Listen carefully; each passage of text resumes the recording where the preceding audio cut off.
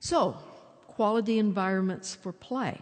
What are some of those? And I'm hoping these pictures are a little brighter. But before we get to them, I was struck last night when Joan Durant went through her approach to positive discipline and parenting. And I really saw it as an excellent way to approach building parenting capacity. Okay, parenting capacity to think about how to guide children's behavior, how to have fun with children, et cetera, which is quite different than a parenting package that's out there to fix the parent, right? I didn't get the sense that Joan was wanting to come and prescribe a set of practices that would fix you. But rather she was trying to give strategies and suggest tools that would build parents' capacity. Okay, and I think that is very similar to what we need to do when we think about how to set up environments for children's play, whether we're talking about home environments or whether we're talking about the environment in the playground, environment in the school, environment in a family resource center, environment at a public health clinic, et cetera. And she talked, I think when I think about children's play, I think there are two main things that we need to do to maximize the opportunities from children's play. One, follow the child's lead, okay? To carefully pay attention to the child and how the child approaches play objects or approaches other children and how the child sets up and wants to design play episodes. Follow the child's lead and be responsive to the child's lead. Enter where the child is at. And to me, that was very similar to what Joan was talking about, the need for warmth, unconditional love, acceptance, etc. And if you think through the tools and environments that she talked about, I think those same things would apply and do us well in thinking about play environments. The other part of it is, I think, setting up having an intentional environment. And this is where the structure comes in, or the boundaries comes in. Because Joan talked about, this is not about just kids do whatever they want and everything's okay and, let anything happen. If the child wants to hit you, let them, et cetera. She wasn't talking about that. She was talking about, as adults, we have a role to put some structure in it. As adults, we set up intentional environments that are likely to provoke play. Not just facilitate, which is to make it, facilitate comes from the French word facile, to make things easy, okay? Provoke comes from the French word provocateur, which means to challenge. And I think we want to set up structures that provoke children's play, that challenge their play, that put a problem in place as much as we want to facilitate it. So these, in a very simple way, whether we're talking about at home or at a center or anywhere else, I think are the two key strategies to take forward. Of course, underlying that is many of the other things Joan talked about, of having an understanding of where children are at, having some kind of understanding about child development, etc. So, hoping these will show up a little better. Here you have a mother, actually it's a grandmother, and she's with her two grandchildren, and they are in a family resource center, a drop-in program, and they've got the Play-Doh out. Okay? What can you see about that situation that's promoting play? They look like they're all having fun. They're definitely all having fun. It doesn't look like anybody's unhappy. If you had better resolution of the picture, you'd see some big smiles on everybody's face. You can't see the little boy's face. He's intently pounding something. What else? What else? Sorry? Yeah, they have some free. They're choosing. It looks like there isn't one thing to do. There's no pattern. The children are not being asked only to play with the Play-Doh this way. They seem to be doing different things with it. What else?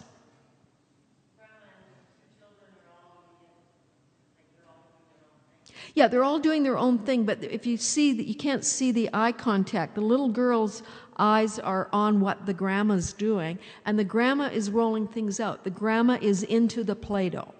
She's playing too. She's with the kids and she's playing too. She's rolling out that Play-Doh. The little boy is trying to put patterns in it with a potato masher kind of tool, right? And the little girl is she's got a knife in her hand, a plastic knife, just to be clear. A plastic knife in her hand. We are very risk adverse in Ontario, I have to say, so you'd only see a plastic knife. But she's cutting up hers. So they're all doing their own thing, but there seems to be, her eyes are going here, but she's watching what's happening here and cutting a knife and all of that. Anything else about what you see in this photo? Sorry?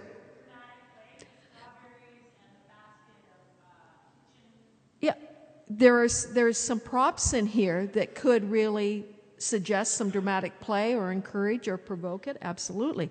I mean, there are props there. This has been designed. This didn't just happen, right? Somebody intentionally put some things together in the basket for the Play-Doh and put it in this container, brought this container out, right? So the environment has been structured.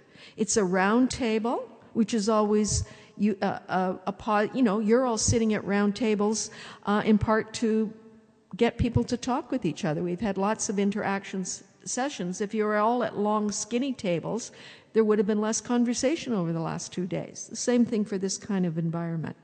Okay, so there's many things that have gone in just to have a simple Play-Doh activity. Now, here's another way we can promote quality environments for children. We can talk to them.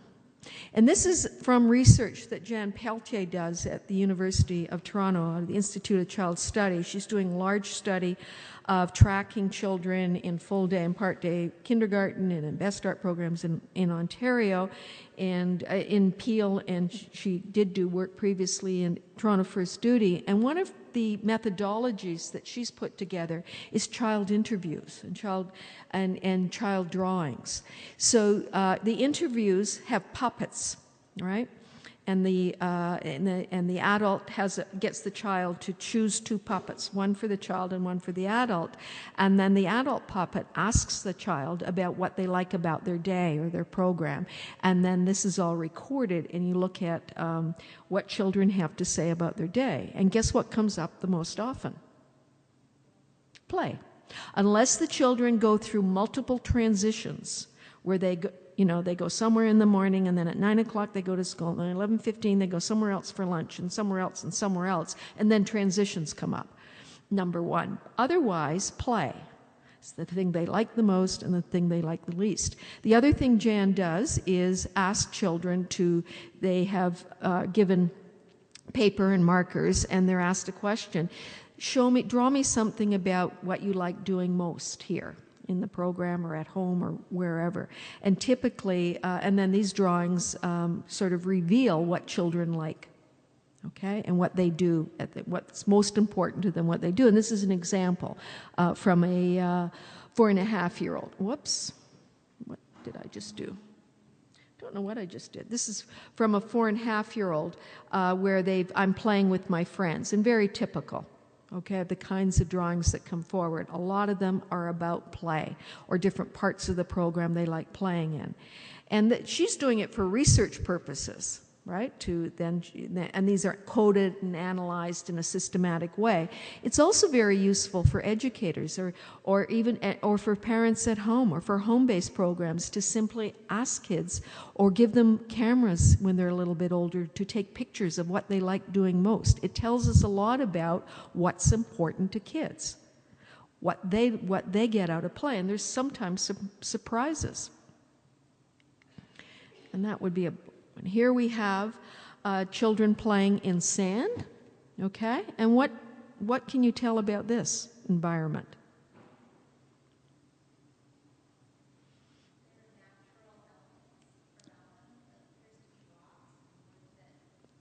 Yeah. That's right. These are rocks, and there are blocks of wood. This is a shelving unit here this is an indoor environment. It is not an outdoor environment. And yes, that would be sand on the floor. Not everybody can or wants to do that, but in this place they actually wanted to have an indoor environment with lots of sand and lots of opportunities for play, lots of play potential. Okay? And there are massive numbers of these various kinds of animals and figures up here, and it's big enough for kids to, it's not a sand table, it's big enough for kids to get fully engaged and involved, okay? And the use of natural materials. So this is very intentional, and one might say labor intensive, and can't be done everywhere. It would wreck wood floors, but can be quite a valuable kind of play environment. A lot of thought has gone into it, but it's set up an environment. The structure for the environment, the intentionality has come in setting up the environment. What the kids are doing with it is very child-directed. In this particular situation, very child-directed, okay? And just as an aside, you don't see it here, but in this particular setting, on those shelves, was also another big bin of figures, of people, somewhat similar to some of the figures that are around the table, only there were about 120 of them. Okay, and there were grandmas, and there were grandpas, and there were mums and adult figures, and there were baby figures, and there were multiple skin colors and representing different racial backgrounds, and there were really a lot of them. And I remember being there observing this one lab center program, and I had a student in the room, and I was sitting observing. It was always hard because it was much more, I was always got into watching the children more than the student, and I was there to observe the student and give feedback. But nevertheless, in this particular situation, a little boy came in, and he was 4.5, and it was his second day in the program. And his eye caught on that big bucket of people. And when he went and he took it, and there was sheer joy in his face, and he said out loud to no one in particular, "Oh, wow, I can show you I can show my family finally." And that was because there were enough variation. He had a large extended family, and he had never been able to, when there were just, the standard one male figure, one female figure, maybe an extra one of those, and X number of kids. He had felt he could never play his family because he lived with a mother and a grandmother, and he had another family where his father was, and there were cousins who lived, and so forth and so on. He had an extended family who he saw as family that was about 15 people. And he could line them all out and tell us about who they were and have one play with them because there were enough materials there, okay? So that was done very intentionally. That they spent money on buying 5 sets of the things so that they would have multiples so that kids could represent their own families. So that, again, setting up quality environments, thinking about those sorts of things, and thinking about the cultural community context that kids are living in. Okay. And here, it's not very good, but here you can see a child has access to a measuring tape so that he's playing, he's got a hard hat on, it's a construction site, and he's actually gotten intrigued with the measuring tape. Okay? Here we have the studying of the colors. We've come back to, I'm going through, and here we have an adult taking up and enhancing and extending and scaffolding. Remember, Joan talked about scaffolding the learning by talking about the measuring tape. And here we have children outside in natural environment. Okay?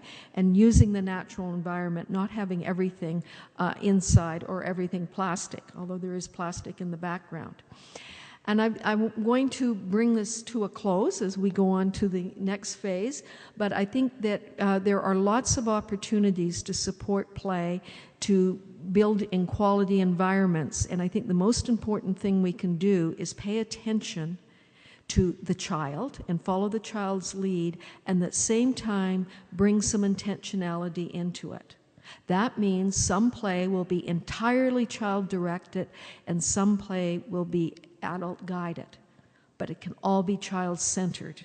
And I think that we benefit when we see that as a continuum rather than sticking with one thing. And the final comment I want to make is I think these good quality play experiences from birth on will do lots to improve EDI scores, will do lots to improve reading achievement, will reduce the number of kids who need extra efforts going forward in the school system, not eliminate, but reduce, and all of those things. But those are the byproducts of good play environment. I don't think that's the main reason for, I think those are all good things that happen. They're good byproducts. The main reason for quality environments is children have a right to them. They have a right to have fun and enjoy them. And what's more, we have a right to enjoy children. And we do it far more, I think, when we set up good quality play environments. We also are able to understand how much children know. We have other ways of determining what they don't know, and sometimes that's important. Play gives us an opportunity. When it's rich and deep, it gives us an opportunity to see how much children do know. Thank you.